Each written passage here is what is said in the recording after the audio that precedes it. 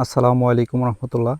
স্ট্রবেরির জন্য আমাদের আজকে মাটিটা প্রস্তুত করতে হবে, তো সেই বিষয়টা আপনাদের সামনে তুলে ধরবো ইনশাআল্লাহ।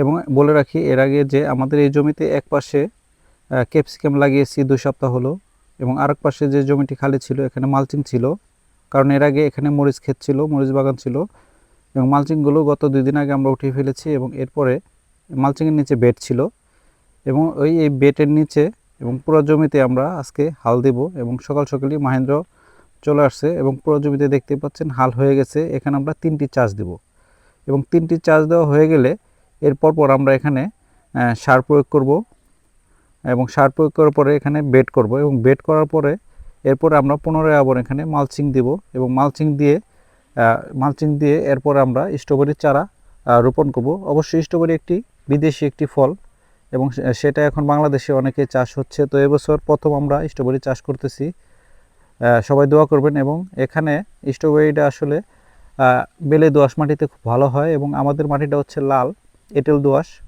এবং এই মাটিতে তো আমরা আসলে জৈব সারের পরিমাণটা একটু বেশি দিব।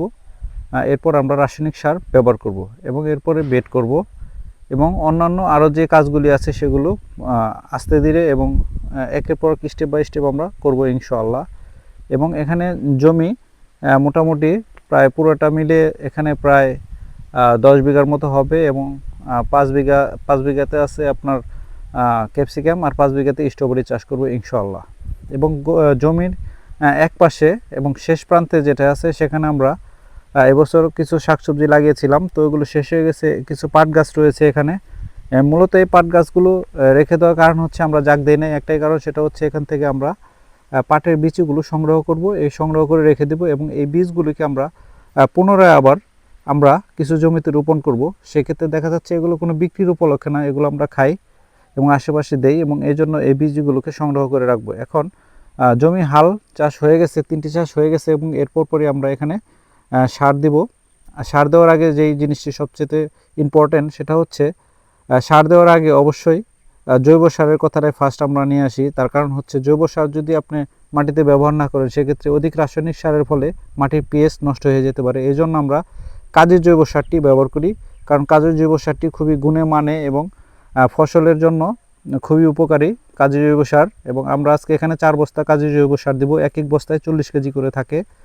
এবং এর উপরে আমরা এখানে টিএসপি, এমওপি, ইউরিয়া, এবং এর সাথে হচ্ছে জিপসার দেব, এবং এর সাথে কিছু অনুখাদ্য দেব, সেটি হচ্ছে জিঙ্ক, সালফার, ম্যাগনেসিয়াম, এবং অন্যান্য যে পদার্থগুলো আছে এগুলো আমরা দেব। এবং সেখানে অবশ্যই মাটির বিষ যেটা আছে সেটা অ্যাড করব, এবং টার্কোডার্মাও আছে এখানে, পচন থেকে যেটা রোধ করে গাছকে, এটাও দেব। এবং সবগুলিকে একত্রিত করে ভালো করে মিক্স করব, এবং মিক্স করার পরে এগুলোকে আমরা জমিতে সঠিকভাবে প্রয়োগ করব। এবং সারটা দেওয়ার পদ্ধতিটা দেখতেই পাচ্ছেন, আমরা 3জন লোক অবশ্য দিতেছি, কারণ আজকে আমাদের প্রায় এখানে 12 জন লোক কাজ করতেছে টোটাল, কারণ আমাদের কাজটা এখানে দ্রুত উঠাতে হবে। দ্রুত না উঠালে দেখা যাচ্ছে মাটির যে এখন যে জোটা আছে, যদি আমরা সঠিক সময় 2 দিনের ভিতরে বেড করে মালচিং বিছাতে না পারি সেক্ষেত্রে আমাদের মাটিটা বেশি শুকিয়ে যাবে এবং মাটিটা বেজু হয়ে পড়বে। সেক্ষেত্রে আমাদের আবার পুনরায় সেচ দিতে হবে। এই জন্য আমরা 2 দিনের ভিতরে এই কাজটি কমপ্লিট করব, এবং সারগুলোকে সঠিকভাবে ছিটিয়ে দিতে হবে লাইনে লাইনে এবং পুরোপুরি। যেহেতু এখানে টিএসপি, এমওপি বা অন্যান্য দানাদার যে সারগুলো আছে এগুলি ছিটানে দেওয়ার পরে এক জায়গায় থাকে, স্থির থাকে, এবং যে কাজের জৈব সারটি আছে এটি একটু পাতলা, এবং পাতলা হওয়ার কারণে পাউডার মতো হওয়ার কারণে একটু উড়ে যায়। এই জন্য জোরে ছিটিয়ে না দিয়ে একটু হালকা হাতটা বাড়িয়ে এখানে ঝুরঝুরে করে ছিটিয়ে দেওয়ার চেষ্টা করতেছিলাম, যেহেতু সারগুলো পুনরায় পরিপূর্ণভাবে মাটিতে মিশে যায়। এবং মিশে যাওয়ার পরে এখানে বেড করব আমরা, এবং বেডটা কত ইঞ্চি হবে সেটা আপনাদেরকে পরবর্তীতে ভিডিওতে আমরা দেবো ইনশাআল্লাহ। এবং বলে রাখি সেটা হচ্ছে যে বেডের ক্ষেত্রে যে রাস্তাটা থাকবে সেটা হবে 1.5 ফিট, এবং বেডটা হবে আমাদের 2.5 ফিট, এবং এক গাছ থেকে আরেক গাছের দূরত্ব হবে 1 হাত, অর্থাৎ 18 ইঞ্চি।